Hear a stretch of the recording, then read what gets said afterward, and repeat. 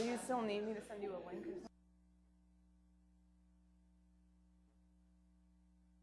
Testing, testing, testing. You're good? It's coming through?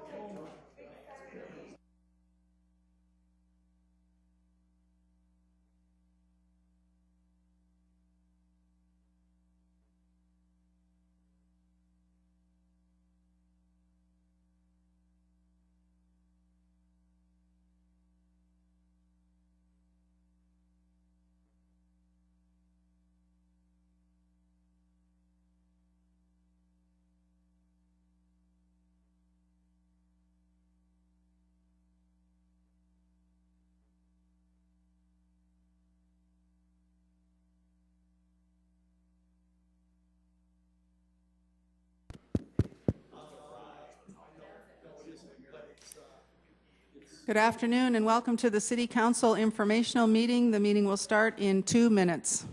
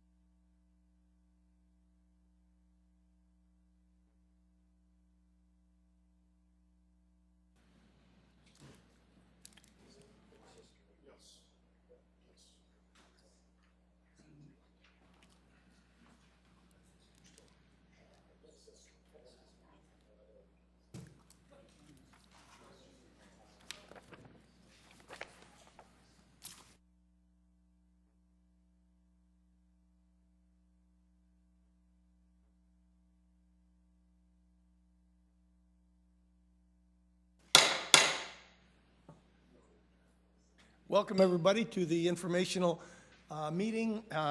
Today is the 21st of, no it's not either, how about the 26th of July 2016. Welcome to everybody that's here and also to those watching on TV, channel 16 or on other devices. We'll start this meeting by asking for a report from the audit committee, and that would be me, and I forgot my notes, and so okay, here we go. Thank you. The audit committee looked at a number of different things. We updated the external audit results of the financial statement. That's called our CAFR, C-A-F-R. What it stands for? Well, I probably have it here someplace, but they always do the CAFR. We finally got it. Keith Severson from Eid Helmke presented it, and we are in very good shape financially. Did I miss anything on that, Director Turback? Okay. That would have been the comprehensive annual financial report. That's what I said. Yes, that's what I said. That's what I thought I heard. Yeah. Then we heard a report, another audit report on information technology, general and application controls, looking at how internal or information technology is handling some of the security items and different things like that within the program, and that went very well. And then the last one was citywide accounts receivable. We have a number of areas in our city that handle cash and that kind of thing, and so they re-looked at all that, had a couple of suggestions, but generally in good shape. They did one on storm drainage, another one on storm drainage, and a special audit. Then we had a special audit request for an audit on the Sioux Falls Development Foundation, which they will prepare before the end of the year. So, are there any questions that I could answer? Hearing none, could I have a motion to accept the, you don't?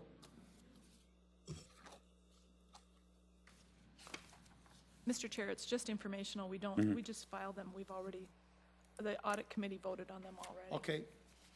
Thank you. Okay. Audit committee. City Council open discussion. Do we have some open discussion? Yes, Councilor Erickson. Thank you. I just wanted to share, this weekend I had the opportunity to go to the Storm Championship game, and they had a law enforcement appreciation night.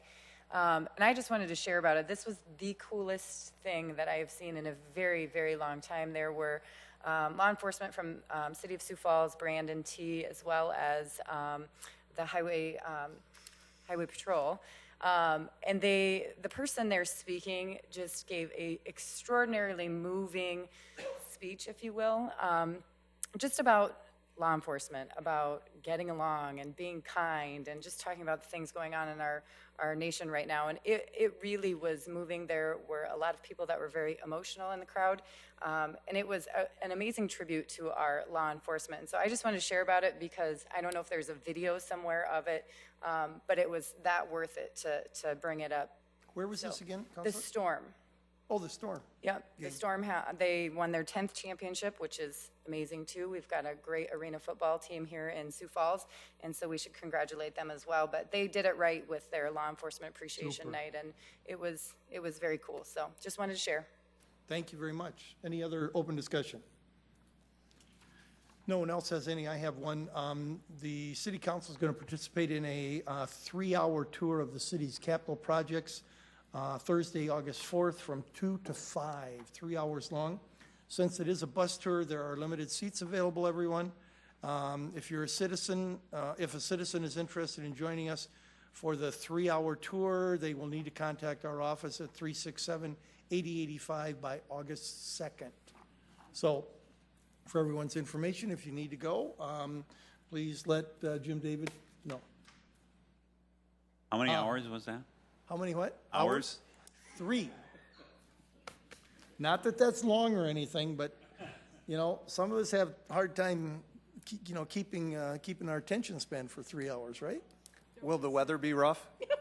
Will the what? Will the weather be rough? I have All right, I'll ordered do very it good later. weather, Sorry. but the bus ride could be rough. So, I think we should move on, Skipper. shall we move on? Yes. You be good. Go ahead. Quarterly Indoor Aquatic Center update. I wasn't pointing at you, Director. Thank you. Appreciate that. Good afternoon, Council Chair Rolfing, City Council members. I appreciate the opportunity to give you another quarterly update on the Midco Aquatic Center. I can tell you generally it's just been going really good. Sioux Falls Construction has been doing a great job of keeping the project moving forward, along with the entire project team. You know, it's not just Parks and Rec, it's finance, it's project management, it's folks within our department, it's folks in IT. There's just a lot of departments that are involved in this project, and so I just wanted to especially thank everybody on the project team as we come to a close on this project here in the next few months. So with that, start a little discussion on the project. Exterior finishes have been installed on the facility. If you've been by lately, you'll notice that all the bricks on the outside, the metal panels are installed, the windows are all in. So that's going good on the exterior. The interior finishes, if you've had a chance to walk through the facility, you'll know that a lot of the tile, the flooring, the paint, the final pool finishes, we're actually starting on some of the pool finishes themselves. The ceilings, the lockers, and all the other interior finishes are going in as we speak. If you've been by lately again, there's some beautiful signs out on the property, not only on the building that say Midco Aquatic Center, but also on the corners of 22nd and 26th Street in Western. They're very nice signs and look great out there. Parking lot, the first lift of asphalt is in place, and obviously we're waiting until all the heavy equipment is off of the site before we put the second lift on. And then the landscaper is also on site. They're putting the topsoil back on. The big berm that you saw on the north side of the building is now gone. It's all graded out, and we're making sure that we get adequate topsoil put back on that site. And the landscaper is starting to do some of his work as well.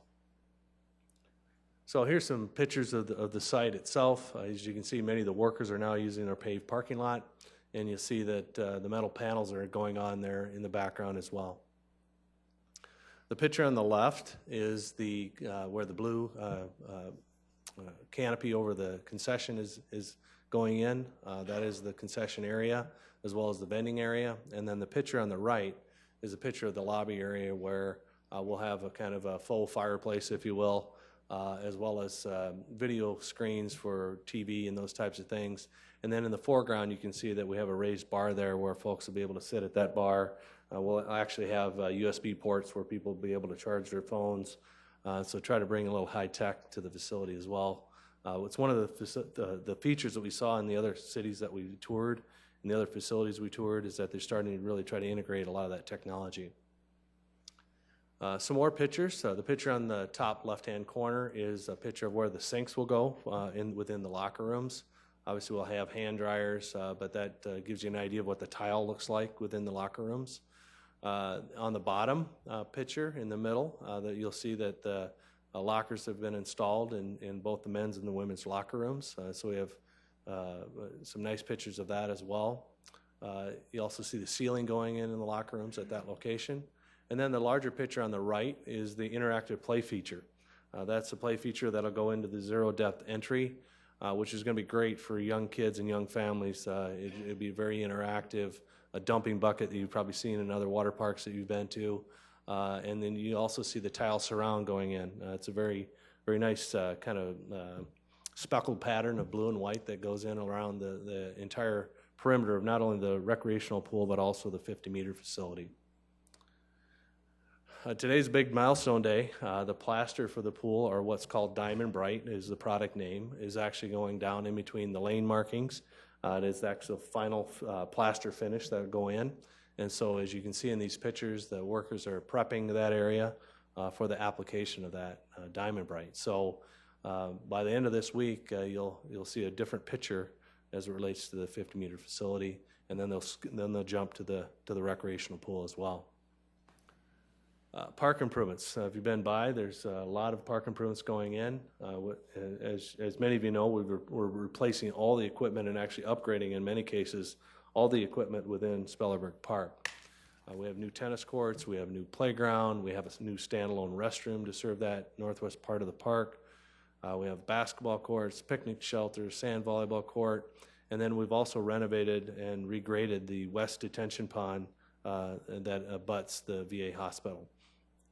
And so we anticipate that these improvements will be done in advance of the pool itself, and so we're likely to create an announcement that when those are ready to go.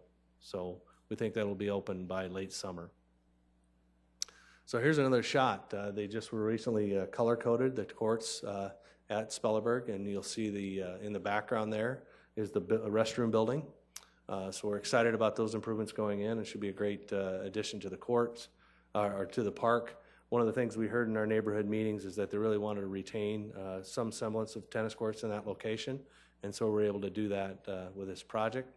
And then also on the picture on the right, you'll see the new shelter that was constructed, and in the background, you'll see the restroom entryway, as well as the courts in the background. So what to expect on the site this summer. We will complete the interior finishes. We'll complete the park improvements. We'll do that final lift of asphalt, and then you'll see all the greenery come in with the landscaper. We'll have some sod that's going in around the building, and then some of the other areas will just be seeded. But we think the landscape will really put some really nice finishing touches onto what I think is a beautiful building. Neighborhood and public engagement. In June, we did do public tours. We built it as the last chance to get into the facility before we shut it down to finish up the construction. We had a great turnout for those public tours. We had over 300 people attend those tours. We had to do it in shifts. We had 3 or 4 tours going on at the same time, and just had rave reviews from the general public came through. We were just amazed at the facility, very positive comments, and so we're really excited to hear that. We also did media tours, employee tours, city council tours, and in total, we anticipate there was about 150 people that went through on those particular tours. As you know, we also do quarterly newsletters get mailed out to 400 residents in that immediate area, just to keep them abreast of what's going on with the project. I can tell you that the phone has not ringed at my office about any complaints about the construction activity. I think we've had some dust complaints from time to time when it kind of get a lot of vehicle traffic and the wind kicks up a little bit. We do get some complaints regarding that, but by and large, it's been very quiet over there with the neighborhood. The other thing I'd share with you is that we will invite the community out one more time before we actually open the facility to be able to just go walk through. You wouldn't be able to get in or anything like that at that point, but just see the final product. And so we'll have another opportunity for the general public at that time.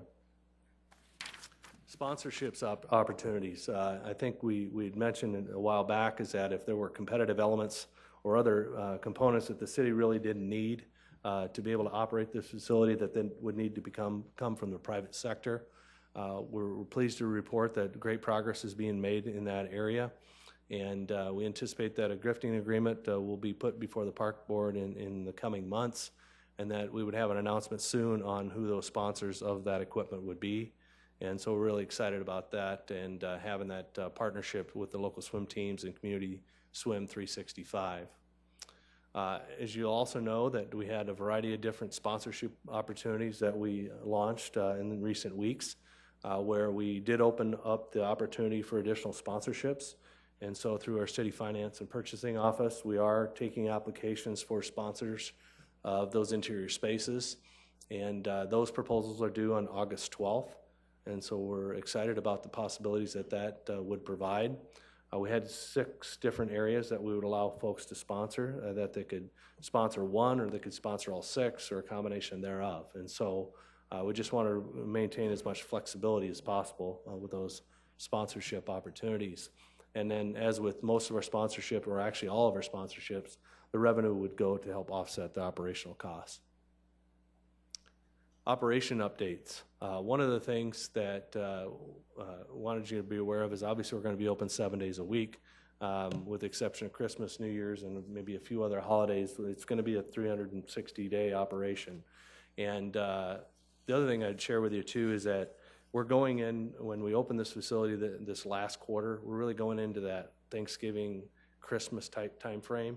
And so we're starting slow on some of the proposed programming that we would do in that area, because what we found in other cities is that they try to avoid that area just because people are traveling, kids are out of school. It's just kind of an awkward time to be doing a lot of programming.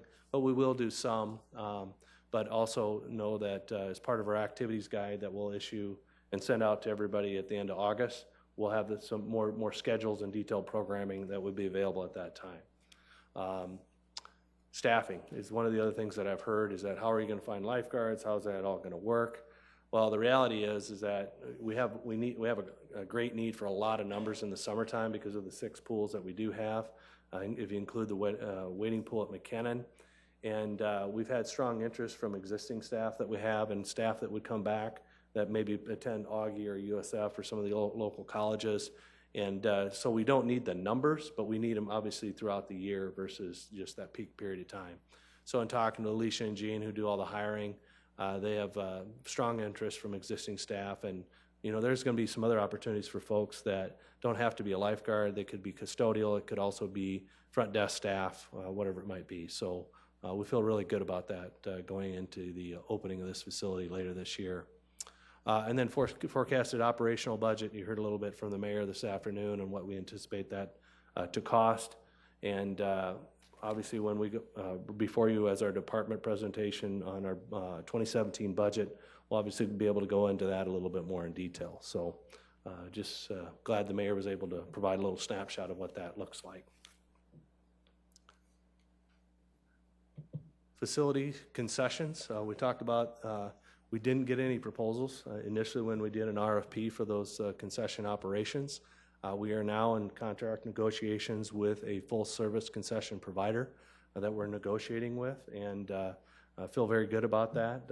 Anticipate that would be able to be announced here in the coming weeks, and it really is total turnkey operation is what we're expecting with that combination of vending and just behind the counter type of service that would provide a wide variety of menu options for little kids all the way up to seniors to be able to accommodate their concession needs. Rental agreements. We have produced rental agreement forms.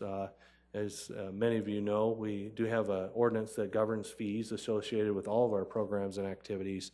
And recently the council also did approve fees not only for daily admission but for season passes as well as rentals and swim meets.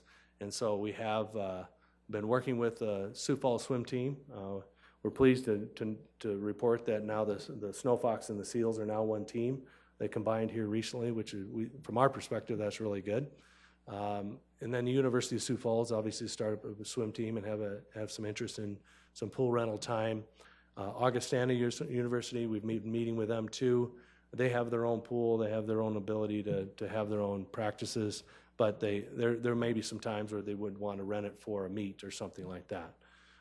And so we're working with them, and we believe with the scheduling of that time that we've identified on a conservative basis would allow them to be able to use the facility as well.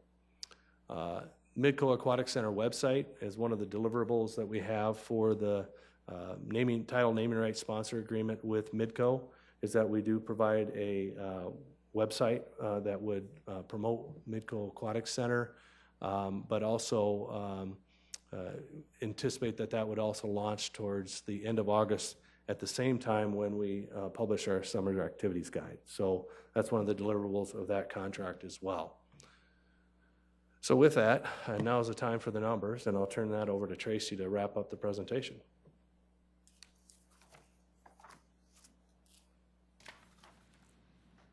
Thank you, Don. Tracy Turback with the Finance Office. Don gets to talk about all the fun stuff, and I get to talk about the numbers. So here we go.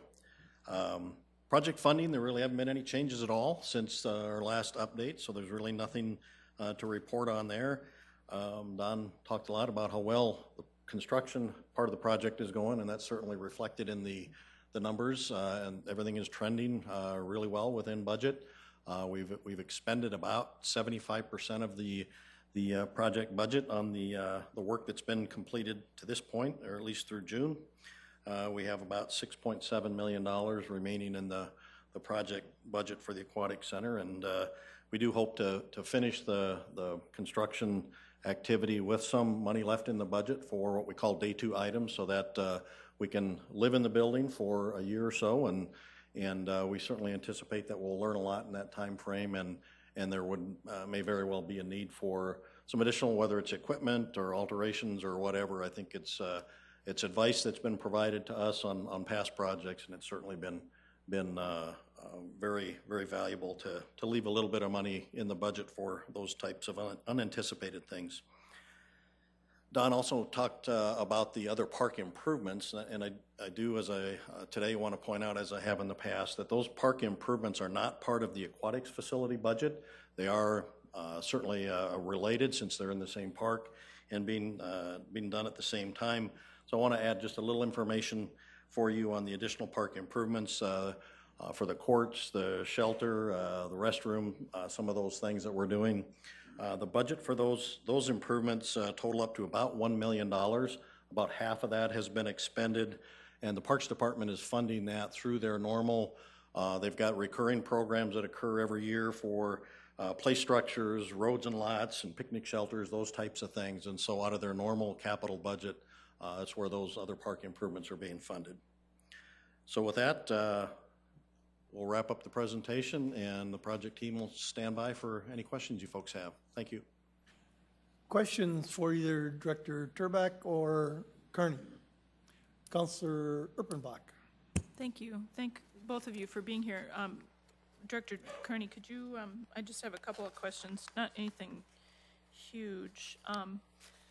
Can you talk about the 6 areas that are up for sponsorship? Can you tell us what those are? Yeah, the 50-meter pool facility is one of those. Then we also have what's called a health and safety package. That would be the warm water pool as well as the first aid station in the lifeguard room. We also have the recreational pool area. I believe we have the lobby area as well. And yeah, the exterior splash pad is another option for sponsorship opportunity. Then That helped coming. Thank you. Here, I'll just go through them a little more in detail. Thanks, Kendra. The lounge and reception package, the meeting room packages, the 50-meter pool package, the outdoor features package, the recreational pool area package, and the health and safety package. So then would those, anyone who is chosen for those sponsorships, then like if a certain company got the sponsorship for the lobby, would they have time to have influence on what that lobby looks like? Or is that's kind of set in stone and they're just giving their X number of dollars and they get a plaque kind of thing? Yeah, as part of the package, the application package that went out, it specifically identifies what they get and where they would be recognized. You know, obviously the final details have to be worked out with that, but rather than, you know, getting into the colors of the lobby or anything like that, that'll all be set. That's really, I mean, it's really it's already happening actually. So what the variable would be the signage package that they would get, and it's really spelled out in this proposal that's available online for anybody that might be interested at, you know, on our website.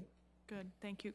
Could I, just one more You bet. quick, about the online presence, the website for the Midco Aquatic Center, is that going to live inside SiouxFalls.org or is it its own separate website? Do you know? You know, I might defer comes to Kendra. Kendra on that because it's a little out of my wheelhouse. Sorry. So Thank you, Don. Kendra Simmons, and I'm the project manager for this project, and yes, it will live within the SiouxFalls.org domain, but the URL will be Midco Aquatic Center, and it'll just redirect, and so the end user won't know the difference, but it will live within our own structure. And to add on that, part of the title sponsorship agreement does allow for Midco, the company, to have a sponsor logo, and if you click on that, then it would redirect them to their direct website, but that communication gets known that there'll be a message saying you're leaving the SiouxFalls.org domain going into a new one. Okay, thank you very much. Other questions? Councilor Silbert. Thank you. Just a couple quick ones, maybe for Director Kearney. Thank you. you bet. Do we have a time when we're going to have a date, or, and I know right now we're still sticking to fall, we're opening, any time when we might have it narrowed down a little bit, like even a month? Yep, a great question. We're starting to get that question more and more as we near the completion. We're really thinking next month we're going to be able to announce that opening date. We're working with Sioux Falls Construction to try to really hone in on when they're going to be able to turn the building over to us for us to be able to move in, to get our staff trained and that kind of thing. And so, yeah, next month is when we would announce that. Okay, yeah, it sure looks like you've made a lot of progress even since we were in there a couple weeks ago. Just on a personal note, I play a little tennis. Is that a special type of surface on these tennis courts, or is that just a hard court? It's actually just our typical color coat that we'd put on, like we throughout all of our city courts. It's just a color coat surface that has some grit to it. Okay. I can vouch it's a good surface for pickleball also. Councilor Neisert. I do have maybe 4 or 5, so I'd be happy to ask a couple and defer if there's others. We'll give you 2, and then we'll move over to Councilor Erickson. Perfect. So the concession stand, is that going to be have the ability to do cooking in full service sort of a thing, or? Yeah, it really is not intended to be able to, kind of been through this with the Overlook Cafe as to what's acceptable to cook in there, but it's really not intended to cook protein, if you will. Okay. So we're not going to be grilling hamburgers or do anything that's going to generate a lot of grease. There are certain limited types of hoods that you need, even if you're just doing a panini or something like that, but that would be the extent of what we're talking about. Very limited as far as cooking, a lot of pre-prepared meats and other products. Okay. And I assume that the mayor made reference to the estimated operating cost. That was $500,000. That was after the is it $220,000 a year that we'll be getting from? That's correct, from Midco. in the sponsorships? And then obviously any other sponsorships is going to bring that number down even more. Correct. As well. Yep, and we'll go through that a little more in detail at our budget presentation. Okay, too. great. Thank you. Counselor Erickson. Just one question, and it might be a little premature. I'm curious if you can talk a little bit about the contingency fund, when that goes into play. Is that more towards the end as far as what the intent to spend it on and things of that sort? Well, I think as Tracy alluded to, is that I think what we anticipate that being used for is that we're in it for about 2 weeks and we're finding, oh, geez, we didn't anticipate this, or it's being used in a way that we didn't anticipate being used, and we really don't know what that might be, but we're pretty sure there's probably going to be something. Right. I think what they're finding at the event center too is that there's some things that they'd like to tweak now that they've been in it for a while, and that's really kind of what we're thinking about. There's no deadline, though. You can take your time over a course of a couple years, or how does that work? Yeah, I don't believe there's any specific timeline on when any remaining balance would have to be spent. Thank you. You bet. Counselor Staley. How many lifeguards total do you think you're going to be needing? We anticipate that we're going to need a pool about 40 to 50 over the course of, that'll be the kind of the core pool. The number of lifeguards will vary quite a bit based on the time of the day and the nature of the programming, but it could be as many as 12 or 13. It could be as few as 5 or 6. But every pool is going to have to be manned with, or would you play it by ear? If there's no one in the children or the leisure pool, then you would pull out a light. They won't be sitting there. Yeah, I think the best way to describe it, like we do with our outdoor facilities, we staff based on demand and the level of appropriateness. If we've got 2 people in the pool, obviously we don't need 14 lifeguards watching those 2 people. But we will have people both in the 50-meter and on the rec side, both, just monitoring the activity. And, as a general rule, it's just going to really be play it by ear. We'll staff up as we need to. In the evenings, for example, we're more than likely going to be full staff, where we're going to have diving boards that are going to be action, lap lanes are going to be used, the water walk, the water slide. Those are going to be more intensive type uses. Morning lap swim at 5:30 in the morning, obviously we're not going to need as many.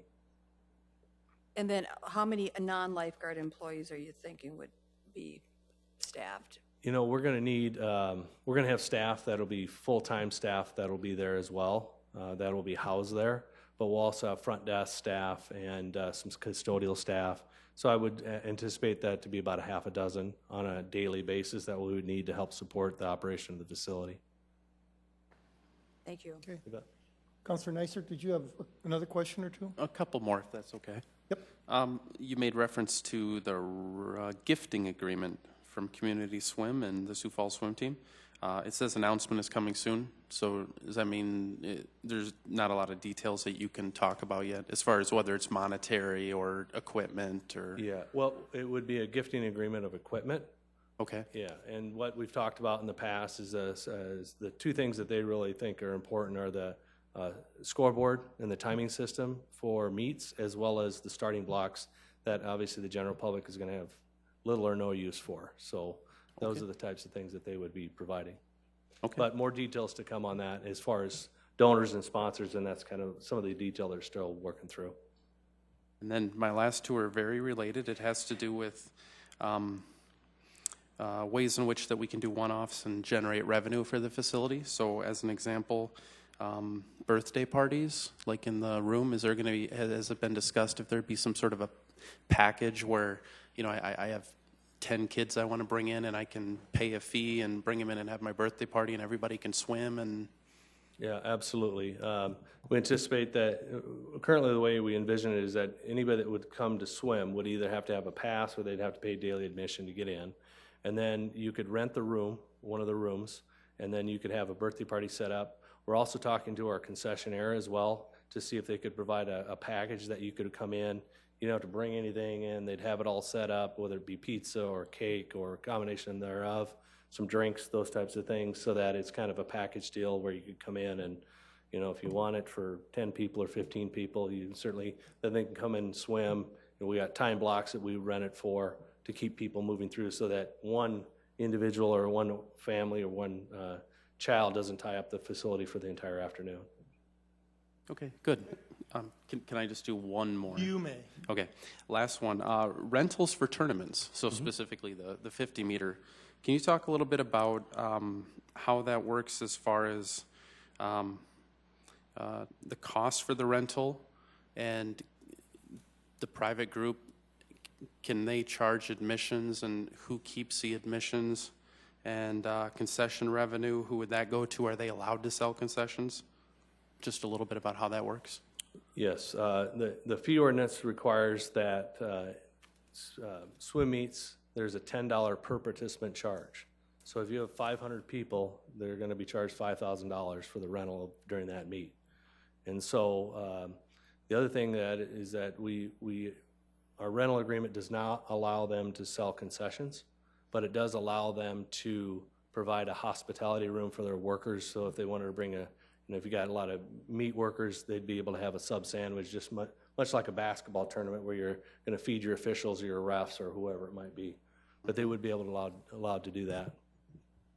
Is that a daily rate, the $10, or is that for the whole? I mean, could you rent it for the whole weekend for the $10 per? Or? It's per meet is the way the ordinance is currently written. How so long if it's is a meet usually? Usually a 2 or 3 day meet.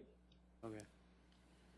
So if they want concessions, they can go buy it from our concession stand and we capture that revenue? That's correct. In whatever way. Okay, thank you. You bet. Okay, one more. One more. Counselor Along the rental. Urbanbach. Thank you. Along the rental lines. What about businesses that might want to rent it maybe during off hours, or they want to come in and do a company party? Is that something you've considered? Yeah, I think that's something that as we live it a little bit, I think we'll be able to explore.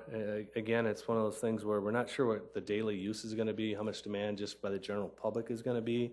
So we really want to do that before we maybe take that next step. I could see that as potentially being another phase. They'd obviously be able to rent the meeting rooms. That would be an option for them, and to work with our concessionaire to be able to provide a food product for them, or if they wanted to have lunch or whatever it might be, they could rent the room for that as well. So, Great, thank you. you bet. Okay. One comment, so as not to discourage anyone who, potential sponsor out there or gifter, that much like the Cambria room out at the event center, if someone really wanted it painted pink for the right amount of money, we'd paint it pink, right? No. Yeah, I guess it's Oh, all I picked negotiable. pink just out of the blue. It's all but yeah. negotiable, I guess. For the right amount of money, Yeah. we'd let that one go. I'm not sure our architect are going to like that. Well, but he oh might well. not like it, but then he's not paying the bills. True. Okay, thank you very much. Thank you. Appreciate it. Yep. We're all looking forward to that aquatic center, believe me. So are we. Thank you. Okay, next on our agenda is Sustainable Transit System with Sam Trebelcock. Sam?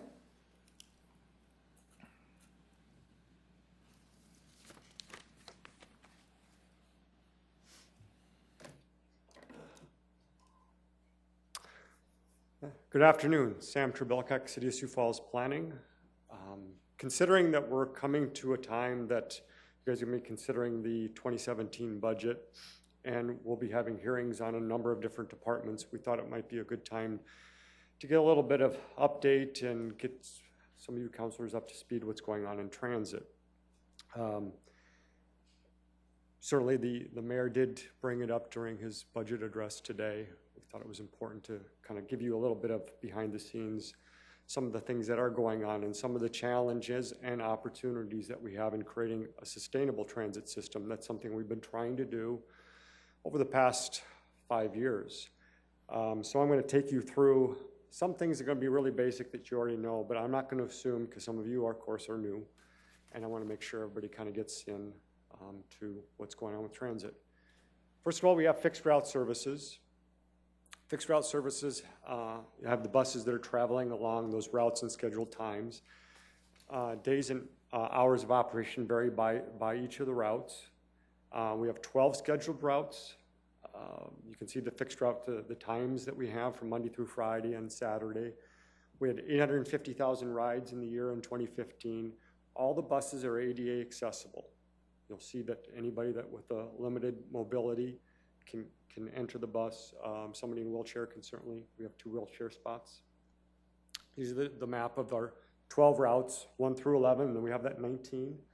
One of the things to note of our existing bus system, our fixed route system, is that it hasn't changed a huge amount for a long time. When we had an expansion on Route 19 up to the north, kind of that Walmart area, about 3 years ago. There's been other little expansions here and there, but otherwise, this is pretty much the route system you've had for a number of generations. That's something that I'll kind of come back to as we go through this. Second main system that we have, of course, is our paratransit system. Now, everybody's got to understand, what does para mean? Paratransit is a parallel service to our fixed route system. So anything that we do on this paratransit system is going to be parallel to the fixed route system, not only in area, which we have to go at least 3/4 of a mile either side of each one of those fixed routes, and we also do have to provide the same time of service. Sioux Area Metro Paratransit is a curb-to-curb shared ride transportation service for persons who are, due to their functional limitation, cannot ride the fixed route system. So again, as we mentioned, the fixed route buses are ADA accessible, but in some cases, they are still unable to get to the bus, or because of weather in some cases. Some people during certain times of the year can ride paratransit, and certain other times of the year they cannot. We certified each one of the people established through the guidelines of the ADA. In 2015, we had 121,000 riders. In 2014, we had 132,000 riders on paratransit. This is the map. It gets kind of complicated, but again, it kind of gets down to based upon the time in which services are available on fixed routes. So that area that's kind of that light yellow, that dull yellow, that's kind of our nighttime service area, so paratransit services are also available to a later time period. The areas that you see in brighter yellow, nighttime service isn't available in that area, so paratransit isn't available during that time either. That gray area is the grandfather area that we had. We pulled back our 3/4 mile area, and now only people that had services available in that gray area before the time that we changed that can travel into that area, in and out of that area. I want to give you a little bit idea what our 2016 budget is. You'll give you kind of a basis for 2017 then. Our operating expenses this year are $8.3 million. Of that, $4.6 million is fixed route, $3.7 is para. We have some other operating money. I'll call those efficiency initiatives that we're doing right now. We'll talk about some of those later. Those are some things that we're trying to do to create some efficiencies, especially in paratransit. Capital was $2.3 million this year. Total uses, overall, the system is $10.8 million. Of that, about $1 million comes from fares and advertising. So the city and the transit fund is funding $9.8 million of that budget. There's some other options to get around Sioux Falls that I want to make sure everybody's aware of, and those are some things that we're trying to help in coordination and providing different options to, not just looking at Sioux Area Metro. Agency transportation, something we'll talk about quite a bit more here later on. Private wheelchair transportation, volunteer driver transportation through Project Car and Workers on Wheels. We're trying to figure out different ways that we can bring more volunteers into the volunteer driver services like Project Car and Workers on Wheels. Taxis, of course, are available. Future options, we know that rideshare is coming. And also something that is coming here now and has just come here over the last month or so is a nonprofit transportation called Community Coordinated Transportation Services. They're headquartered out of Pierre, also known as River City Transit. One thing that we've done as part of our transit development plan that we'll be talking about more as we get into later in the summer and the fall is our transit development plan. And we did a comparison of transit systems in the Midwest area. We looked at 20 cities in 11 different states. You can see which one those cities are. Some cities are really large, others are much closer to our size. But we wanted to kind of look at how we compared, what they're doing differently, how they're doing things, in some cases, that could help us. And I think it does tell a story. First of all, Sioux Falls has a much higher paratransit ridership than most cities compared. When you look at, and I'm not going to go through and read each one of these, but yearly ridership was much higher. We were ranked 5th out of those 20 communities. We actually have a higher paratransit ridership than Omaha, Nebraska, with 700,000 people in the metro area. Yearly ridership per capita, which when you look at the population and kind of measure apples to the population, we were, based on that, we had a high, only 2 had higher per capita ridership. That was St. Cloud and Rapid City. And then all the others, you can see, were kind of in the upper quartile of that area. The upper, we were tending to be much higher. One area on the bottom there, paratransit cost per ridership, is 6th highest. One thing that we found when we looked at that is the communities that had lower than $20 per ride, ours is 27, at that time it was 27, now it's about 28 to 29. They typically had contracted out that services to a private company or nonprofit, and usually their wages were much lower. They were non-union wages. We have union wages, so their wages just were lower. So that was the main reason we found that paratransit ride costs were lower. Sioux Falls also has a much lower fixed route ridership than most cities compared. You can see in each one of these, we tend to be on the lower side. Whether or not that's fixed route ridership, Rapid City and Billings have lower ridership. Whether or not it's at operating funding or per capita spending, any of those kind of things, we tended to be on the lower side. And certainly that's something to take note of. Another thing is the state of South Dakota provides little funding for transit. When we looked at the other communities, the other states around the area and the communities within them, we're not the only state that provides a little amount. I want to make that clear. State government revenue is the 6th lowest. At the time in 2014, we received $46,000. This year, I think we got $62,000, which was the first bump in about 20 years. Low is 0. Some communities, especially in Colorado, do not receive any funding from the state. And Idaho does not provide any. Montana also provides very little. But that's something that we also have to keep in consideration because then you have to provide more pull locally to make things come even to what other communities are doing. The highest that we found was $16 million. Peoria, Illinois gets $16 million from the state of Illinois. That's more than we get, than we even fund in our entire transit system, and that's what they get from the state.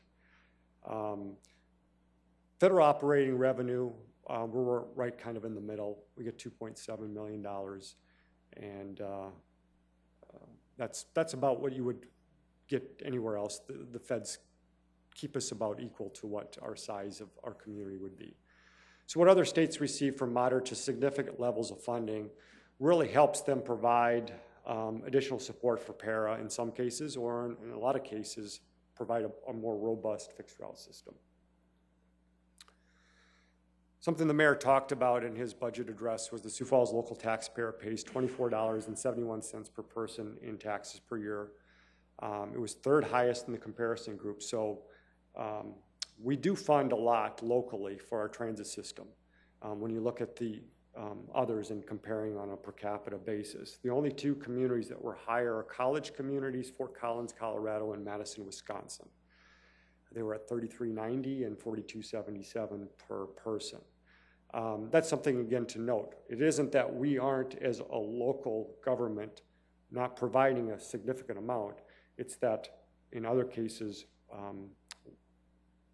the state isn't necessarily funding what other states are getting. Like the state of Minnesota funds quite a bit. St. Cloud, Minnesota gets $5 million a year, and they're smaller than we are. So that helps them provide a more robust system. One other thing we noted is agency fares and contracts have been found in the following communities. And they do things differently when it comes to agency trips. And we're going to talk about that quite a bit right now. But in Fargo, Billings, and other communities, they do things and they treat that differently. whether or not it's through a different fare or through different contracts. And that's something that's really important if we're going to continue doing business in trying to improve our transit system. So what are our challenges? Federal capital funding has been reduced, making it difficult to fund current and future capital needs. That's something that happened about 5 years ago. When the federal government got rid of earmarks, we were not able to fund our capital funding at the same level. We were receiving about $1 million a year for capital funding. Now we're receiving much less than that. Usually we're getting about 80% of our capital funded. Now we're getting about 20% of our capital funded by the federal government. Also, lack of state funding does make it difficult for us compared to other communities again. The $62,000 in 2016, but it's interesting to note also the Department of Revenue chooses to charge our Sioux Area Metro sales tax, which accounted for about $73,000 last year. So we actually were paying in more than we got from the state. Number of agency trips that we also have create an artificially high level of paratransit ridership in Sioux Falls. And that's one of the main reasons that we have that high paratransit ridership. And it makes it difficult to develop a sustainable long-term budget. Also, demand for additional transit services as the community grows, that's another challenge for us. We have additional 3,000 to 4,000 people in the community every year, and as I talked about earlier, our transit system hasn't really expanded during really over the course of a generation. So what are agency trips?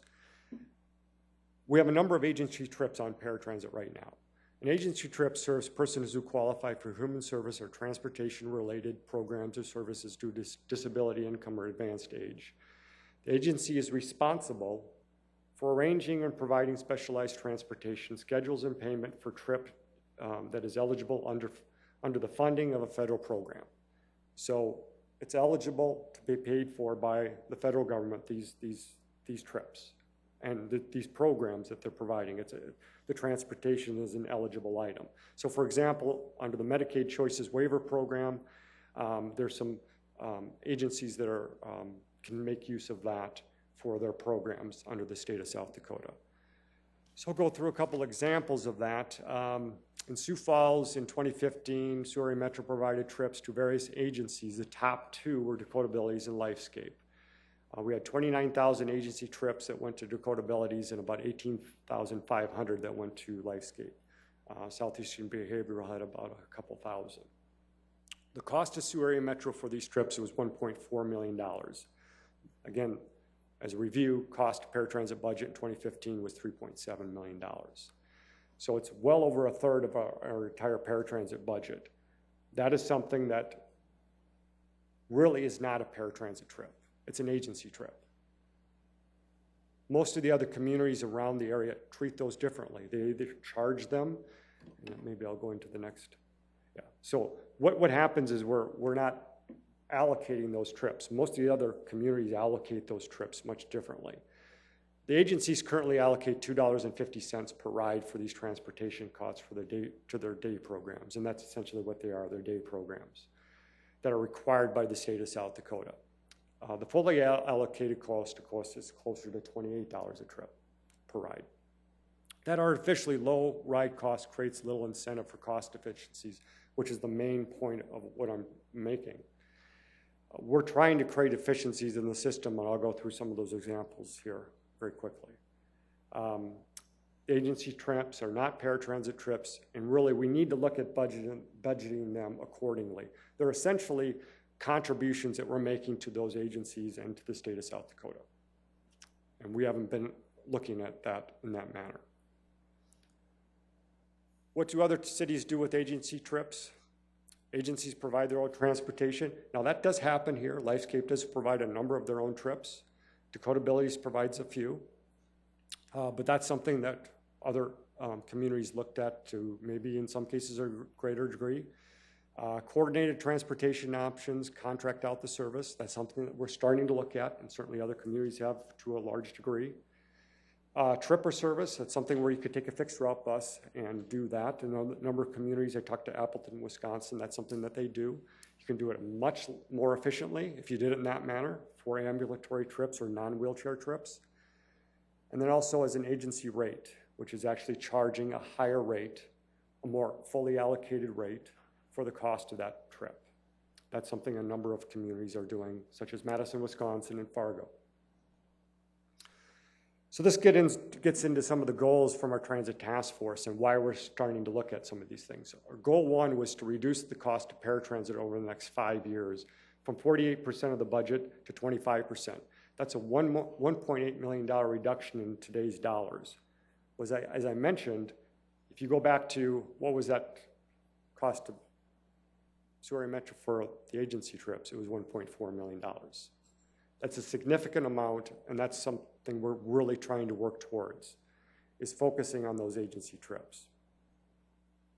Goal two is to increase the fixed route services by $1.6 million to provide reliable transportation services for a majority of Sioux Falls residents. The key is what we can do in the para area in creating efficiencies.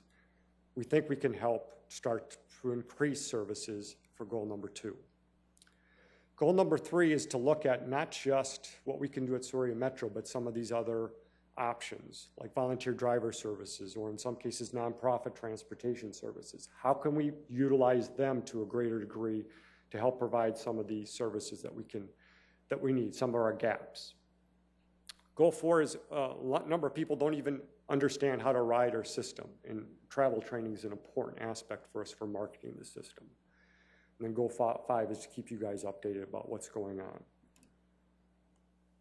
So what's been happening lately? What have we done so far? The trolley services operations went to a private entity. Night demand services ended. That was something that was done on paratransit, but went to the entire community. School services we just recently ended. Paratransit services area was reduced, as I mentioned, in that area that was in that gray area on the map that I showed you for paratransit.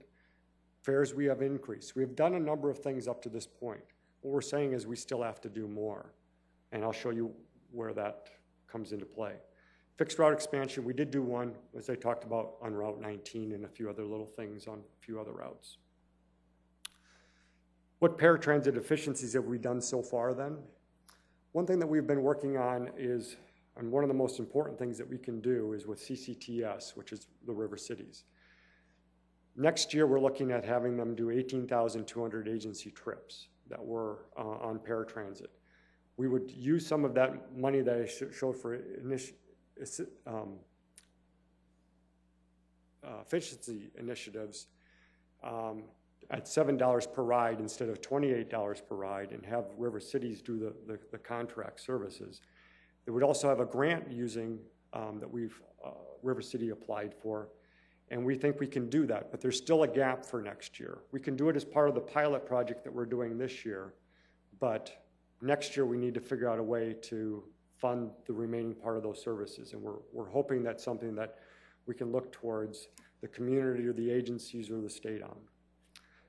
Lifescape Tripper Route is also something we're proposing to do. As you can see, each one of these has a savings to the city. $382,000 savings to the cities for CCTS. The Tripper Route, if we did that, would cost us $50,000 a year, but we think we can save $300,000 if we did that. That's a much more efficient way of doing business. What other efficiency initiatives have we been working on or have we completed? We're looking at doing something with South Asian behavioral, where we think we can save through Project CAR, that we can save ourselves $46,000. We're also doing something with Lifescape and have since 2015, where we help fund them a driver. That saved us $100,000, even as we've been doing it here the last few years. And then we're doing something with Active Generations that saved us a little bit of money too. We're always looking at anything we can do. Again, all these things are trying to find different ways of doing some of those paratransit rides and doing them more efficiently. This is the main thing, and this might get back towards that train that the mayor said was coming. And if we don't do some of these things, what's going to happen to our transit fund? And that's what we're most worried about, what we're planning for. If we don't do if we look at doing some of the route expansions, but we don't have any paratransit savings, you can see where we're going to be by 2026. This even gets further enhanced as we go further out. This is something that's happens in large part because of the cost that we have to replace our capital buses, and our other capital improvements. It also is just the cost of doing business with the kind of model that we have right now. If we do, and we stay within the forecasted area, and we get some of these savings that we talked about earlier on, we can stay at least through 2026 above zero or close to it. So that's an important aspect of this. So future planning, 2017 budget, the operating budget is going to be generally pretty much the same, even though the capital budget will increase a little bit with our downtown bus stop and reconstruction project next year. That's over $1 million, but that's something that's really going to be important for us, as you saw in the capital improvements plan, because the canopy is something that needs to be replaced. We're also going to be coming forward with more concrete information about how to implement some of these things with the transit development plan. That would also include how we can improve the fixed route system and make it more usable. It's something that's it's really due. It's something where we can expand the system, but in order to do that, we have to do some of the things that I just talked about with paratransit and some of the agency trip efficiencies. With that, I'll take any of your questions. Okay, thank you very much, Sam. Well done. Councilor Starr. Thank you, Sam. This is a great job of doing the research, taking a look at what other communities are doing and really tackling a project head on. The thing that I want to point out, or at least ask, in none of these suggestions that you've made, is there a rate increase for individual riders, unless that it's an agency trip that agency may choose to pass it on. But based on what you're saying, there isn't anything from the city that we're looking at raising paratransit rides. Yeah, and I would make, as we went into, we just updated our rates here over the last year, but there was also discussion as part of that we would come back every couple of years and update that. So that's a good point. That's something we would look at in some of our rates, is updating, especially like maybe our monthly rate. That was a part of the Transit Task Force report, that we look at coming back every couple of years instead of coming back every 20 years as we did recently. So makes yes, sense. good point. If I could do one Yes, more. one Just more. The other thing is, I guess I'm interested in how these agencies have responded to at least the beginning of this process. So will we hear from them? And that's a really good point, because this is something that's been going on for a long time. The trips are something that they've looked at as, a community resource. And they certainly are eligible, because many of the people that are riding, that are using an agency trip, are also eligible for paratransit. Because they could go to a shopping trip or a medical trip or other kinds of trips. So it just makes a lot of sense. But like I said, it just causes a lot of inefficiencies in the system, especially when it's an eligible item in Medicaid. So that's something, when working with the agencies, they're certainly knowing that it could be very costly for them. So we're looking at any way that we can to make it work for them, and that's where some of these things are coming forward. Well, we would do $7 a trip. We're applying for grants, and we're trying to make it, something that would be not hurt so much. Well, I guess the thing that's interesting too is that you're planning that you can't just start a nonprofit at zero, that it's going to take some funding to get that off of the ground and staffing and the thing. So I appreciate that part of the plan. So thank you. Yes, Councilor Staley. Have we ever explored the idea of having smaller buses when we would identify a route that wouldn't have such a high user or usage? Yeah, there's a couple of things I'm going to talk about them on both services. First of all, on fixed route, yeah, we have, but typically they don't really cost a lot less, number one. Number two, as much as you would think that we don't have much ridership sometimes. There are times when they are full. Typically, they're at peak times, just like our roads. I mean, you go out onto a road and you'll see, at non-peak times where not all the lanes are needed, but they're needed at the peak times. So that's number one. Number two, on paratransit, I think that's something also to point out. Paratransit, you see, we have really large buses, but we do that again because of our peaks for our agency trips. We need those for those agency trips. And a lot of other times, we could get by with smaller vehicles because our peaks are so high on para. So that's another reason that we need to look at doing things differently on agency trips. Well, and when we were meeting with the affordable housing people, one of the things that came up is the issue of people like working at a job going out at midnight and they don't have a vehicle and there's no transportation that way. I mean, they can call a taxi right now. But have we ever looked at having something 24/7 that? Yeah, we went to nighttime service. That was one of the expansions that we had. But it just goes to about 10 o'clock. If we were to go to 24/7, it would just cost that much more money. Mm-hmm. So we would have to look at that and prioritize that. If that was one of the services, if we wanted to keep our area about the same, but we just wanted to go to a more frequent and to a higher number of hours. But it just all costs more money. If I could not interrupt, but I interject something here. During our transit task force, we learned from Morels and a couple other all-night employers in this town that really isn't as big a problem as everybody makes it out to be. That's what I thought too right away is, we need to look at getting these people to their bus or something at 10 o'clock at night or 11 o'clock at night or midnight so they can get to work and then work the night shift and then get them home and that kind of thing.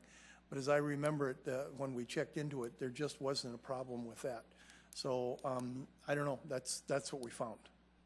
Yeah, I would have thought there would have been too. So, Councilor Kiley. Thank you.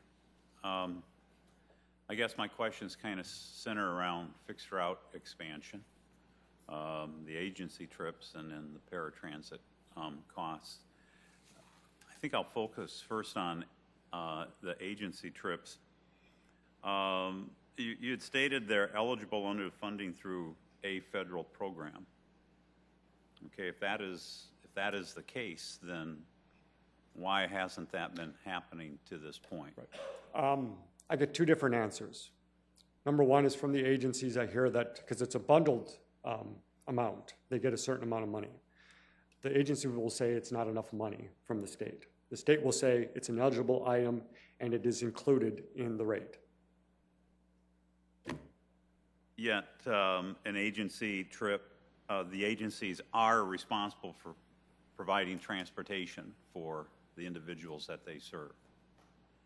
And I'm all for if the agencies are truly responsible for the transportation costs. I mean, I'm all for seeing that they own up to their end of the responsibility, but and especially as a counselor, because it's cost savings to us, but as an individual, I'm concerned for the individual user that they're caught in the middle and then they end up without the service that they need. And this is what I'd say again, is when we just look at doing our comparisons, this is very unusual. Rapid City and Sioux Falls are the only ones that are experiencing these agency trips. Everybody else is doing them a little bit differently. I mean, like Madison, Wisconsin contracts all their agency trips out, and they get every single dime reimbursed. And I guess I'd be interested in why is it that we are where we're at this point, but the fact is we are where we are. And that's why I mentioned that I think it's really important that we look at it differently. It's a contribution to this program. And if we decide as a community that that's how you want to do it, it's an agency trip and you're contributing to the transportation of agency trip. It's not para. Correct. And again, I will state again, if the agencies are truly responsible for this, I'm all for seeing that they own up to their responsibility. So could you explain a little bit about some of the contracts that were in place in these other communities? Did you have an opportunity to review those contracts? Can you give us an idea? Well, I mean, each community is a little different. I talked to Sioux City, and they have a contract. They contract it out to a nonprofit, and the nonprofit then charges all their costs to a state program that they get reimbursed for. Like I mentioned, Madison, Wisconsin does that. Appleton, Wisconsin does that. A lot of other communities do that in the same way. They contract it out to a private contractor or a nonprofit. In large part, the same way we're trying to head with the CCTS contract. But the thing is, we don't have that something to bill it to yet, and that's where we're trying to figure out how to make that work. I may have some other questions, but you can go on to others. I want to help answer that question too a little bit, if I could, because of the task force that I headed. We started paratransit with as Councilor Kenny Anderson Jr. used to say, a Cadillac service. We not only picked them up. At that time, when we started, we even went to the door, rolled them outside the door and into the van to take them, and then brought them back to their apartment floor when we got started. And then we figured out we couldn't do that, so we just started picking people up at their curb. But we also went outside the 3/4 mile radius that was set by the federal government. That we had to do. We, for many years, did the whole city, regardless of where they live, and would take them these people that need service, any place in the city that they wanted to go. And we figured out we really couldn't do that anymore. So we're cutting back, if you will, to a level of service that many communities have been at for years and years and years. And I could name some other things like that, but I just want to give you a little context of one of the reasons that our costs are so high. And that how we're trying to get around that and still provide the service with the contract with CCTS. So, Councilor Urtenbach. Thank you. Just one comment, just in response to your comments, Councilor Rolfing, about the late night trips. I think we need to be careful about that, making that judgment, especially based on what an employer might be saying to us. I think that what I would argue is that there would be more use if that service were provided. And I think we're going to have to be very serious about providing that late night shift type service in coming months and years. Really, it's not going to be long. We really should be doing it now. But it is something that we have to consider as a city, that we need to provide that. My question for you, Sam, is about the state charging us, requiring that we charge sales tax, and then it eats up our state. Can you talk about that? Explain why we're paying sales tax on this, and then so it eats up our state reimbursement. Revenue has decided, because we have a private entity managing our transit, that means that it's a private entity running transit, thus they are required to pay sales tax. Wow. I'm struggling with that one. Thank you. I appreciate the information, but I am struggling with that concept. So that's a conversation I think we need to have somewhere along the line. So thank you. Is that what you call convoluted? Yeah, that'd be. So sometimes we're paying ourselves because we get some of that money back to the city. Yeah, I'd rather keep it in the first place, but that's another subject. Councilor Erickson. I have concern about that too. That's really interesting because it's almost for resale, so to speak, because they're doing the service for us and we are exempt. I mean, I get it, but I don't know. That's interesting. Anyways, so I have a couple questions. One off of what you said, Councilor Rolfing. When you were showing the map and we have the gray area around the yellow shaded area, how many people do we have in that gray area? I think it was slide 4 or 5. Oh, yeah.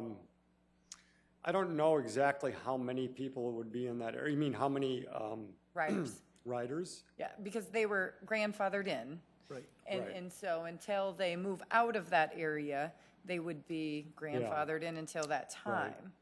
Yeah, I don't. I could check how many there is now. I haven't checked recently. I mean, I would just. But I think at the time that we started there. Or 10. Yeah, I think it was closer to 50 to 75 at the time that we did it. Okay. But I could check.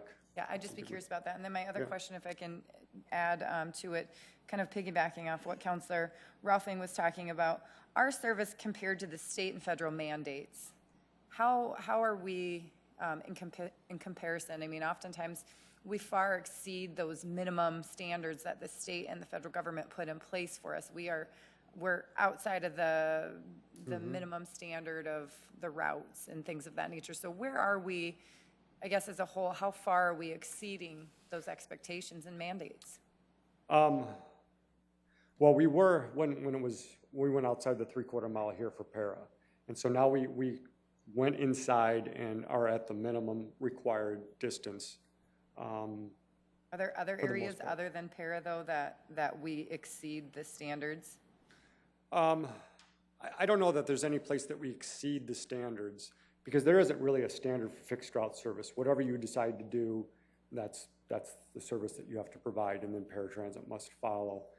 So there isn't anything that we exceed or go beyond. I mean, we were doing trolley services, which went beyond certainly the minimum, and that's something we had to pull back on because of some of the things that we were experiencing.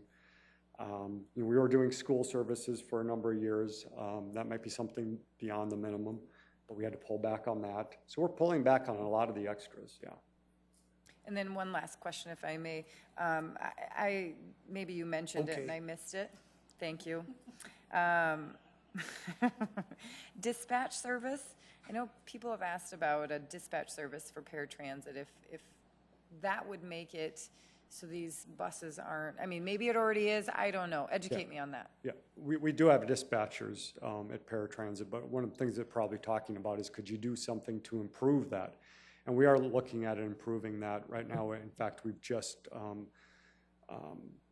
setting up a new paratransit software, dispatch management software. It's called Route Match. And we think that's going to improve things, not only in how it routes to some degree, but also it'll provide next year the ability for us to provide input to people about when the bus is coming. So a lot of times people are waiting half an hour for the bus. Well, that's the window for a paratransit bus. So that's the time. It's on time if it's 30 minutes within that window. But we'll be able to send a text or a phone call out when it's 10 minutes or 5 minutes from the time. So, and we'll also be able to send text messages out saying this is the day for your ride. Hopefully all trying to improve some of the no-shows that we get. Thank you. Councilor Neitzer. I have a couple questions, but I will say, having watched this for years, something does have to change, and I'm open to all options. Could you explain to me, you had said that they were responsible, just to educate those of us who maybe don't understand. When you said responsible, is there some sort of mandate or something that makes them, what does that mean? Yeah, responsible can be looked at a couple of different ways. Under vocational rehab statutes, they're responsible, but things have kind of changed since those statutes were put into place. Also, Medicaid, it's an eligible item under Medicaid, an eligible item to be reimbursed under. And so that's part of the programming. It's when we pick up a group of people that are going to a day program at Lifescape, they're going to that address at Lifescape. In a lot of cases, we'll have a supervisor for those people that will then meet them at the agency. It's just the transportation that we're doing. They have the programming's going on here at the place where they start, and then goes on when they actually reach their location. So that's what I mean by responsible. It's part of the programming. There wouldn't be any other need for the transportation if it wasn't for the program. Okay, and so if you have a private entity do it, kind of referencing the caught in the middle phrasing, does the end user, would they be still paying approximately the same amount that they're doing now? I mean, would they see much change in their rate if it was in some of these models? Well, the model that we have right now with CCTS, they're paying $250 under the pilot that we're just getting going here. In fact, we're 2 days into the restart of this process, and they're doing some They're doing 200 trips a week with Dakota Abilities starting this week. They're paying $250. We'd like to get it to a point where that would be maintained. But there's going to have to be, everybody's going to have to participate in some way. I mean, the city's participating. We got a grant participating through South Dakota DOT or Federal Transit Administration is the beginning user, and we think the agency should participate in some way too. So you said, last one, in this particular example, the user pays $2.50, and then does the city pay $7 per ride? Is that right? $7, yeah. Okay, and then so where is the rest being essentially recouped if the normal paratransit ride is more like $27, right? We believe that the ride that CCTS will do will be a little less, but we don't know what that's going to be. That's something that the pilot project will determine that's going on this year. So that's one aspect that we have to determine. But we went $7 a ride. The grant pays for essentially about $7 a ride. So we think it's going to be somewhere around 20, but we don't know. So who takes the $13? That's what we need to figure out. Okay, very good. Thank you. How much is a Medicaid reimbursement for a ride? It's a bundled rate, so everything comes in with all the services. It's not just transportation, but it's an eligible item. Yeah. Yeah. Okay, I understand. Yep. That's right. I forgot that. Any other questions? Yes, Councilor Kiley. I guess the other area is fixed route expansion. I know that we had talked about fixed route expansion for 2016, and in your notes it states that we've, I think it's Route 19 expansion to the University Center and Walmart. Was that in 2016 or? No, that happened about 3 years ago. Okay, that expansion. So is there still any fixed route expansion planned? We were supposed to have a fixed route expansion this year. Because we have not been able to reduce paratransit to the level that we thought we will, there will not be a fixed route expansion this year. Okay, I guess that's the answer I was looking for. And I do understand that if we don't have the ridership, I mean, our fixed route ridership is low the way it is. Doesn't make sense to expand it if it's going to continue to be low and underutilized. But at the same time, the individuals that are in need of the paratransit service are left unserved then too, because we don't expand beyond that existing 3/4 miles that we have right now. Yeah, something you'll hear more as we get into the transit development plan is our plan for increasing fixed route services. We think will help increase our ridership significantly. Right now, our ridership or our routes, excuse me, are difficult to figure out how to ride on them. And that's because we have too many loop routes. We need more routes that go on corridor level routes that go up, back and forth on the same corridor. So people have an idea that, if it's going this way, it'll be coming back the other way. But again, so we believe we can improve that service. Right, and thank you for adding that, because that was the next area that I was going to go with, increasing the effectiveness and the efficiencies of the fixed route. Hopefully we could increase the ridership as well too, and then help offset some of these other costs that we're seeing. But yes. Thank you, Sam. It's really tough, because as we expand fixed route, we expand paratransit, and we know that paratransit is costly. But again, I'd just like to reiterate, my concern is that the individuals that need that service have that service provided, either through us or through the agencies responsible. Thank you. Thank you very much, Sam. We'll look forward to a report on how I call it River City is doing, probably in 3 or 4 months if we can, and because that's going to be a big key as to how we can move forward. Yeah, yes, it will. Okay, appreciate it. Thank you. Okay, Mr. Kelby Maris, on a problem that we're trying to stay ahead of, that we probably can't. Thank you. Good evening, City Council. Kelby Maris with Parks and Recreation, here to visit with you about an update to the Emerald Ash Borer. I will refer to the Emerald Ash Borer continuously through this presentation as EAB. Give a brief history of EAB. It's an insect that is native to Asia, so it's an exotic pest in the United States. Likely arrived in the United States on wood packaging material in the mid-1990s and was first discovered outside of Detroit, Michigan in 2002. That time lag there led to people just outside of Detroit waking up one morning with a really big problem on their hands, in that they had a lot of dead ash trees and had no idea what was causing it. By 2006, EAB had spread to 5 states. Fast forward to 2016, EAB has now been discovered in 27 states, most recently in Omaha, Nebraska, which is about 180 miles as the crow flies from Sioux Falls. Prior to this, the nearest point to Sioux Falls was Boone, Iowa, that had the EAB, which is about 195 miles as the crow flies. So essentially, with the discovery in Omaha, it's 15 miles closer to our city.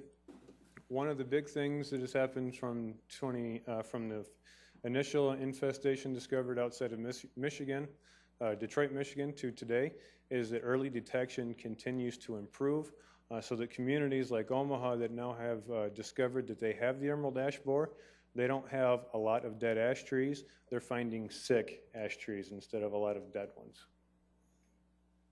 How does the EAB spread? Typically, it's through firewood.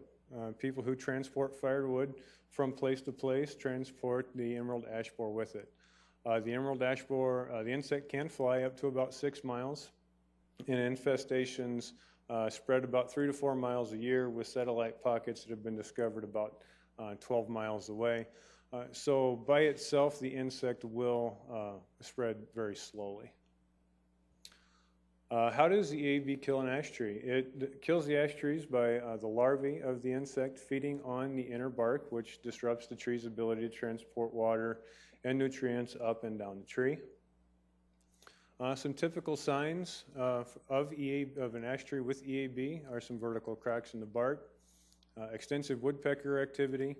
As the borer enters the ash tree, it leaves a signature D-shaped hole. That is the family of the insect that leaves that D-shaped hole, and thinning of the tree's canopy.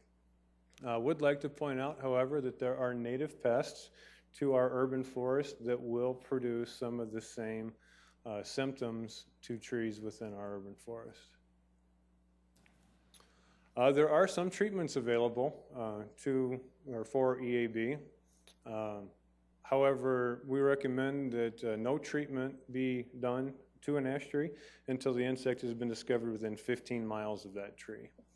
So right now, we would not recommend that anybody treat their ash trees in Sioux Falls for EAB simply because it's too far away. And generally, these treatments are more effective when they're done in the early stages of decline. A tree with about 10% canopy thinning would be a candidate for treatment, but an ash tree that has, say, 50% of a canopy decline would be more of a candidate for removal and not for treatment. The different types of treatments that are available, there are soil injections, there are trunk injections, and there are trunk sprays. But each one of these treatments is something that must be continually done to maintain protection from the emerald ash borer. And it also, as I had mentioned, does take several years before the insect would actually kill the tree. Going back to what I'd said before about the canopy thinning, the tree on the right is a good example of about 10% canopy thinning, and on the left, the 50% canopy thinning. Also want to make sure that people are aware that there are native pests to our ash trees that will do this same thing to ash trees in Sioux Falls.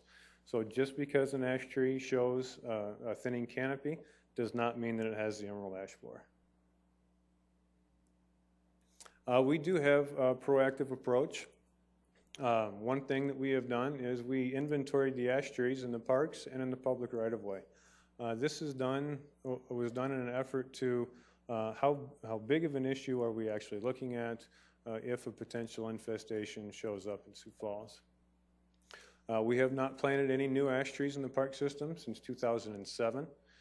We currently have 6 detection traps that we're monitoring in cooperation with the South Dakota Department of Agriculture that are placed throughout the city. We have done selective removal of declining ash trees throughout the park system, and we've also provided public education efforts. Some of those efforts, one that is championed by the State Department of Agriculture, is the Buy It Where You Burn It. This is the firewood campaign, encouraging people to, when they go camping, to get to their destination and then buy the firewood that they're going to use for their campsite.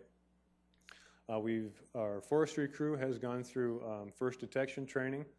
Earlier this year, we participated in a state-sponsored delimiting exercise here in Sioux Falls. Essentially what we did was we did a mock discovery of EAB in Sioux Falls, and then the delimiting exercise then is an exercise in what is the edge, how big is the infestation. So that was the exercise that was conducted here. We have conducted interviews with local media. We've distributed an approved ash tree list to local nurseries. It's also important to point out that the approved street tree list does not include the ash tree. There's a voluntary moratorium on selling ash trees by retailers. The retailers that we've reached out to, none of them are selling ash trees in Sioux Falls. We also have an EAB display that we've taken to various city events, Mayor's Neighborhood Summit being one of them. So how many ash trees do we have here in Sioux Falls? Well, the inventory that we completed counted about 22,800 ash trees in the public right-of-way. We've estimated 16,500 in the park system. It's estimated because it includes the riparian areas, the wooded areas along the river, other wooded areas of the park system where we didn't actually specifically count each tree. And then we also estimate that there's about 45,600 private ash trees in our community for a total of about 85,000 ash trees in Sioux Falls, which makes up about 26% of the urban forest. Steps for detection. Only the United States Department of Agriculture's Animal and Plant Health Inspection Program Service, better known as APHIS for obvious reasons, is required to make the official confirmation. The city can't do it, a local tree company can't do it, the state of South Dakota can't do it, only APHIS can confirm an infestation. The state of South Dakota Department of Agriculture would then be responsible for setting up quarantines. This is to keep firewood and other wood waste from moving, essentially spreading the emerald ash forest to other communities. At that point, we would deploy response strategies using best management practices. City of Sioux Falls would be responsible for managing those response strategies. So removal or treatment of trees in the park system would of course be on the city, the state, and APHIS would not have any responsibilities there. Communication, of course, in the event of a detection to the community would be key. So what are those costs? What are those responsibilities? Our current contract price is about $290 per tree to remove in the right-of-way or on public property. There would be additional cost considerations, replanting of trees, any type of assistance to the community that maybe the city could provide, and disposal of wood waste. So, in conclusion, and what do homeowners need to know? The EAB may come to Sioux Falls, but the insect is host specific, so it only attacks ash trees. It does not attack any other tree in our urban forest, only the ash tree, and would likely progress slowly. Again, treatment is not recommended until the insect has been detected within 15 miles. Community as a whole would be affected by the loss of a significant portion of our urban forest. As I'd mentioned, currently it's about 26%. The city encourages planting of a wide variety of trees on public and private lands. This is to prevent large-scale effects of these type of tree pests. Everybody remembers Dutch elm disease. There's EAB. A diversified urban forest is a healthy one. And while we manage this risk, let's enjoy our healthy ash trees until their removal may become necessary. And with that, I would answer any questions. Okay, do we have any questions? Councilor Ertenbach. Thank you, and thanks, Kelby, for being here. I appreciate it. I was the person that freaked out and said, please, please, when I saw the Omaha alert that it was getting closer and closer. It's one of those things that I did ask that specifically, how many ash trees do we have? And so that's just, it was something that we need to consider as a council in terms of policy, in terms of the amount of money that this is going to cost us, and in terms of sort of quality of life things when eventually the urban forest is changed dramatically like that. So, but what I'm hearing you say is don't freak out quite so badly as Michelle did, and we're going to kind of move forward, and that we're planning and we're ready for it, is what I'm hearing you say. Absolutely. We don't have it budgeted, obviously, but if they're moving it a few miles a year, it's going to be a while before we don't have it budgeted, but also there are counties in the state of Michigan that do not have a confirmed EAB infestation. So I like to be one of the positive, upbeat ones. I've got 3 ash trees in my yard. I've known about the emerald ash borer for a very long time, and my ash trees continue to grow in my yard. Mm-hmm. Great. Thank you, Kelby. Councilor Selbert. Thank you. Thanks for this report. Can I just ask, how do you go about accurately counting this kind of quantity of trees? Through the park system, we have a software called TreeWorks, where we actually go out, we take measurements of the tree, condition of the tree, species of the tree, and it GPSs that tree location. The ash trees that we counted in the public right-of-way was a windshield survey. Our forestry crew went down the street, ash tree, ash tree, ash tree. We did condition those trees at the time with good, fair, and poor. So that was the inventory of the ash trees that we did on the public right-of-way. The private trees it's an estimate using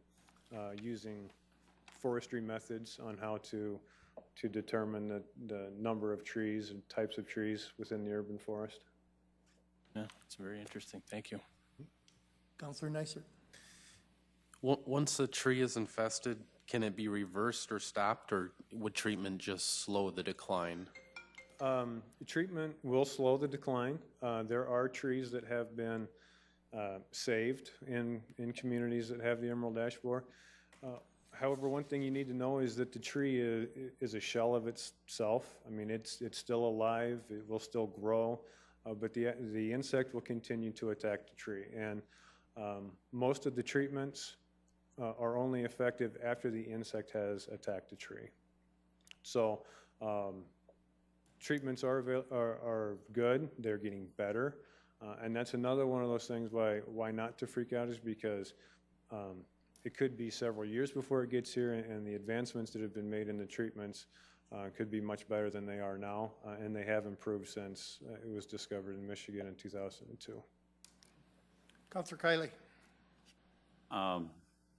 One thought I'd had regarding Councilor Selberg's question is it has to be a little easier than counting the local deer population, because after all, the ash trees aren't moving around very quickly. Absolutely. But that's interesting how the process. One suggestion I might have you or will make regarding your public education, buy it where you burn it. I think I would add and burn it where you buy it, so that it isn't being transported to other areas. So just a suggestion on that. And this is something I too have been following closely, because I do have an ash tree in my right-of-way that took a huge hit during the ice storm, and I had considered actually cutting it down at that time, but I've nurtured it back. But I was concerned about the time it starts looking like a tree instead of the letter V, it's going to be attacked by the ash borer. But it's encouraging to hear that it does take some time. And I would think, from what I've read too, the treatment's limited success because it is attacking the tree's vascular system, and if you can arrest that, it'll replace that, but it's kind of a crapshoot. So I think it's good that we have the policy now. The number one, that we have the voluntary, that our landscapers and sellers of our nurseries and so forth are no longer selling the tree, because we ended up with a lot of ash trees as a result of Dutch elm disease a number of years ago. So we shifted from elm trees to predominantly ash. And so as much as we can encourage diversification throughout the system, that's diversifying is always a good thing when it comes to Mother Nature. So good job. Thank you for the report. Any other science lessons you want to give us? I could get into xylem and phloem if you're interested in that too. But We'll vote on that one in just a minute. Any other questions? I'll hold my breath. Councilor Neisser, did you have one? Yeah, so just kind of just thinking about this, maybe I haven't thought that far ahead, and I don't know if this sort of thing is, if you've had this before. So let's say you find that there is an infestation. Is there, so if you find that there's one on, let's say in my boulevard, is there some sort of enforcement action that's taken, or do you come and cut it down, or do you give a notice to, how does that even work, or is that? Well, there is city ordinance on the books about dead, diseased, and insect-infested trees that would be declared a nuisance. But again, the insect progresses really slowly, takes a long time to actually kill the tree. So even though a tree may have it, treatment's still an option. So, I mean, tree doesn't have to come down right now. Treatment's an option, and which would then, of course, slow the spread of that infestation to other trees that are nearby. So, don't know if that answered the question for you at all, or? Well, sort of. I was just thinking, I mean, if I have one and I just leave it there, am I putting everybody else's tree at risk? I mean, is there something that, I mean? No, I mean, it's, if the emerald ash borer comes to Sioux Falls, it's not going to be in just one tree. There's going to be one tree that it's going to be found in. It'll be the first one we find it in. But then there's others, and that I talked about that delimiting survey that we did, that exercise with the state, and that's exactly what that is. It was, okay, so we found it in this tree, in this property. Where is it? Where else is it? Because it's not going to be just in this one tree. Go ahead, Councilor Well, Steele. on the same vein as what Councilor Neisert was saying, let's say a tree does become dead and decayed and it has to be taken down. Who will pay for that? Or does the city come and do that? Well, I mean, the first thing, if there's an infestation, we're going to have to assess, how big the problem is that we're dealing with. I mean, how many of these 85,000 ash trees are still left at that point? Because we're not planting anymore, so they're not going to have any more. Well, how do we manage through that? We'll have a whole lot more information at the time. But currently, we have our street tree removal program. If there's a dead tree standing in the right-of-way, we do a survey every year. We do it once a year and mark the tree for removal, and then come and remove that dead tree that's in the right-of-way. Thank you. I'm sure we were all wondering about that question. And to just add to that, Councilor, I just did a quick little deal here on my handy-dandy calculator. We do just 29,000 that are street trees and park and public right-of-ways, or not right-of-ways, but public trees. It's an $11 million bill. Now, that may be spread over a few years, but if the infestation hits real hard, that could come over 2 or 3 years where we just in our responsibility.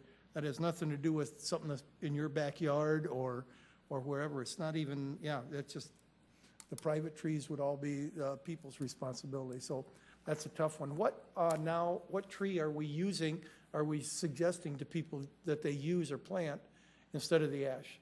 We've got a lot of trees that are on the street tree, approved street tree list. A wide variety of them. Again, it's the diversification piece. One of the things that we tell people when they call us up and they say, well, what tree should I plant? We say, look at your neighbors. What tree do they have? Plant something different. So if you move in next door to somebody who's got 3 maple trees, plant something other than a maple in your yard, would be our advice. Okay, good. Okay. I think that's it. No other questions. I would remind people that there's a 3-hour tour, August 4th, on Thursday from 2 to 5. Yeah, give me the Gilligan's Island on a 3-hour tour, and we're going to go, but I promise you, the ship or the bus will not, will not be shipwrecked in Hartford.